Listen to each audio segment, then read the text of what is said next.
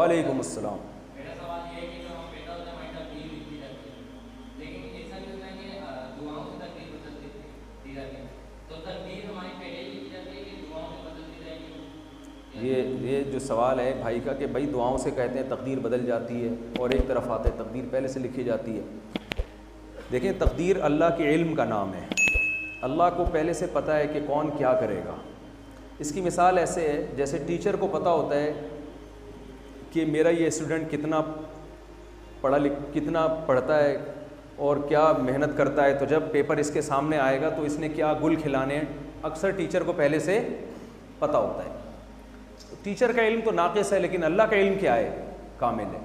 अब एक तरीका तो ये था कि टीचर को पहले से पता है इसने पूरे साल पढ़ा कुछ है नहीं, एग्जामिनेशन हॉल में फ़ेल ही होना है, तो टीचर आपको एग्जामिनेशन हॉल में बिठाए बगैर फ़ेल कर दे, तो ये जुल्म समझा जाएगा कि नहीं समझा जाएगा? वो तालिब इल्म कहेगा आप मुझे इम्तिहान तो लेते ना, मुझसे इम्तिहान तो लेते, फिर आप मुझे फ़ेल कर देते। और एक तरीका ये है कि टीचर को पता है भाई इसने फ़ेल तो होना ही है, तो रिपोर्ट कार्ड में टीचर ने पहले ही लिख दिया अंडा। वो हम जब छोटे थे ना तो एक लतीफ़ा हम सुनते थे कि एक बच्चा स्कूल में गया, वो एक एग्ज़ाम था उसका, तो उससे साइंस का सवाल था, उसमें कि ये सवाल था ये साबित करोगे ज़मीन गोल है, ज़मीन क्या है? गोल है। तो उसने कहा तो 20 दलाइल से साबित है कि ज़मीन गोल है। ऊपर से देखो ज़मीन गोल है, नीचे से देखो ज़मीन गोल है, साइडों से देखो ज़मीन गोल है, इस साइड पे जाके देखो तो भी ज़मीन गोल है, जहाज़ में जाके देखो तो भी ज़मीन गोल है, ट्रेन में जाओ, ये दलाइल चल रहे हैं, ठीक है ना, तैयारी थी नहीं, ट्रेन में जाओ तो भी ज़मीन गोल है। उसका ख्याल ये था कि जो मुम्तहिन है, जो पेपर लेने वाला है, वो बालिश के हिसाब से शायद नंबर देगा।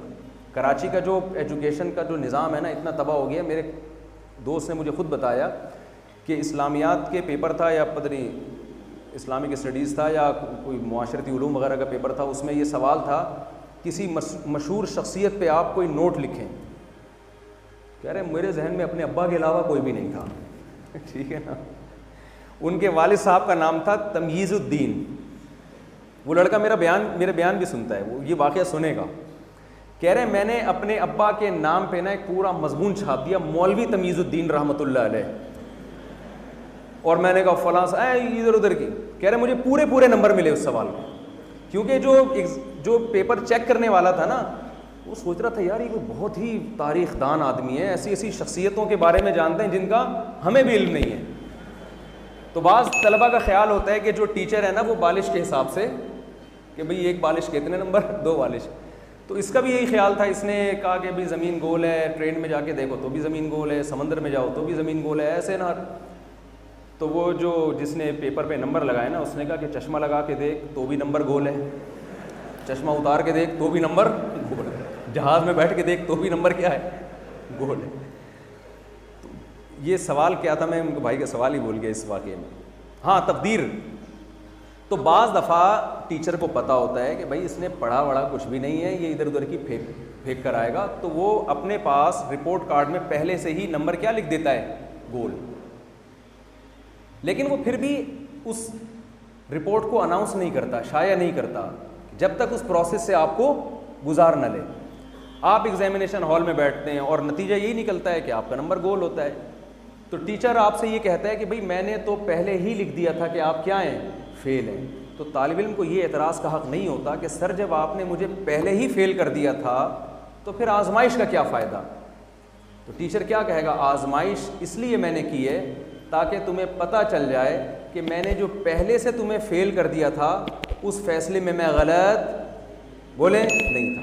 तो अल्लाह ने हर चीज़ को पहले से लिख दिया है, कौन कितना खाएगा, कितना कमाएगा, कौन जन्नत में, कौन जहन्नम में, कौन अच्छा कौन बुरा, ये सारी चीज़ें पहले से तयशुदा हैं। हमें आजमाइश के लिए दुनिया में भेजा जाता है, लेकिन ये अल्लाह ने हम पे मुसल्लत नहीं किए कि ज़बरदस्ती किसी को जहन्नमी बना दिया, किसी को गरीब बना दिया, या किसी को ऐसा ज़बरदस्ती का हिसाब नहीं है।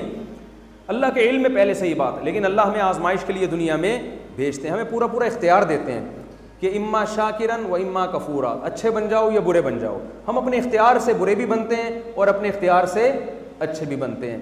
तो इस चीज़ का नाम है, तो पहले से हर चीज़ तयशुदा है। भाई का सवाल ये था कि क्या दुआओं से तकदीर टल जाती है।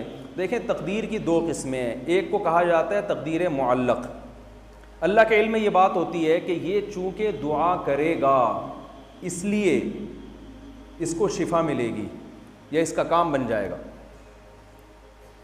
लेकिन एक तकदीर में होता है जिसको लटकी हुई तकदीर कहते हैं कि अगर ये दुआ मांगेगा तो इसको शिफा मिलेगी, ये दुआ नहीं मांगेगा तो इसको शिफा नहीं मिलेगी।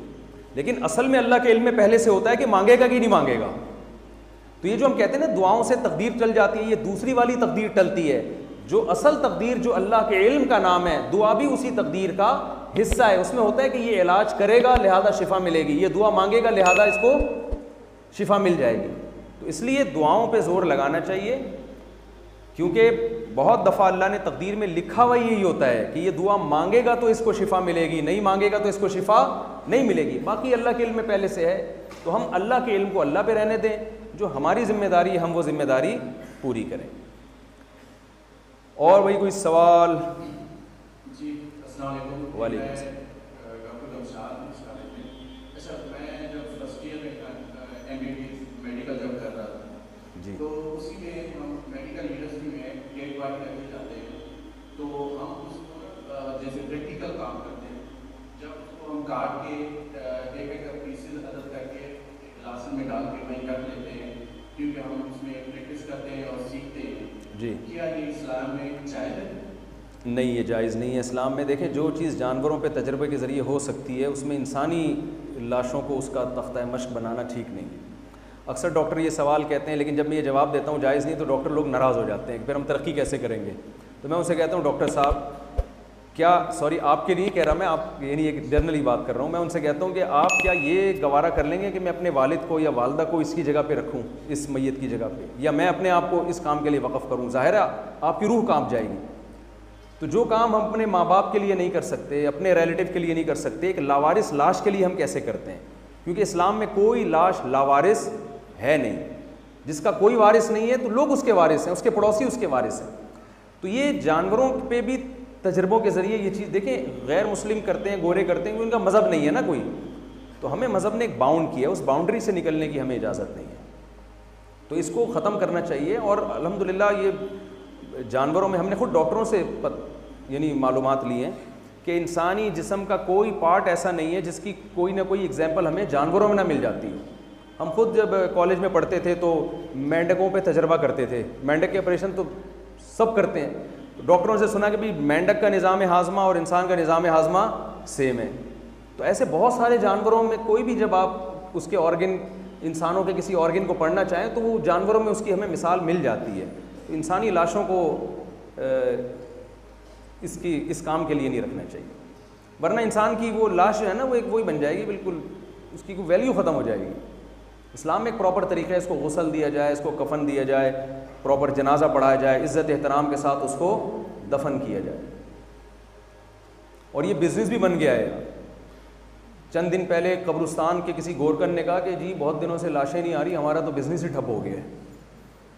वो क्या कर रहे होते हैं कि वो लाशें फ़ौरन निकाल के बेच रहे होते हैं। तो